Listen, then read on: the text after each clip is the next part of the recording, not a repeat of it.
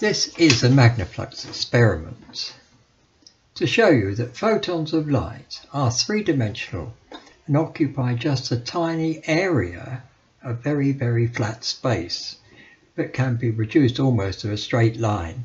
So we're going to use some Polaroid film to show this effect. So here we have three pieces of Polaroid, and they are,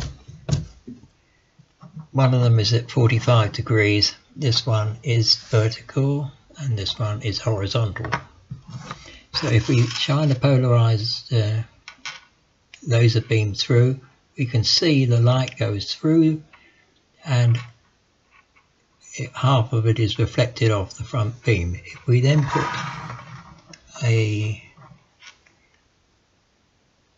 horizontal one in front of it, then nothing goes through, so we don't get any light going through at all. All the light is reflected off the two sheets. Put a 45 in between them, like that, and shine it through, and then the light goes through, and you can see it coming through the back somehow or other, if I can get it right. Now what's going on is this. This is just a wool winder, but it gives you the idea. In the back we have a slot, which you can, in the two slot experiment, you can imagine that is the slot. And this is the light generator, which goes round. But of course it not only goes round, but it goes around that way. So when it goes into the vertical position, the light can go through. When it's in that position, it can't go through. And of course that's light doing this.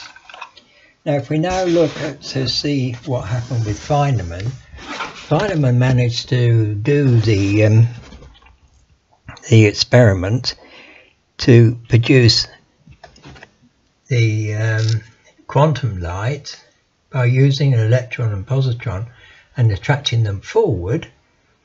He used a lot of energy, but that doesn't matter. Now we can do the same thing with ordinary electric light by producing, with the current in one direction, will automatically set up a flux at right angles. So then you've got an area of magnoflux just spinning.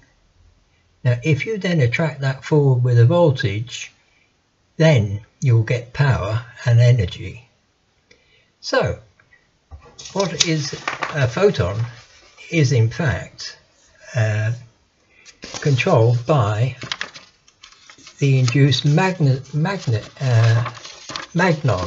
So what's a magnon? So here we have it.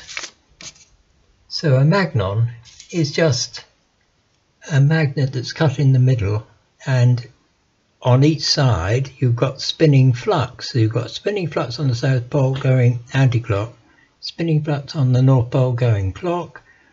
When the light moves forward, tumbles forward, then you go clock through there, round, but by that time the anti is over here.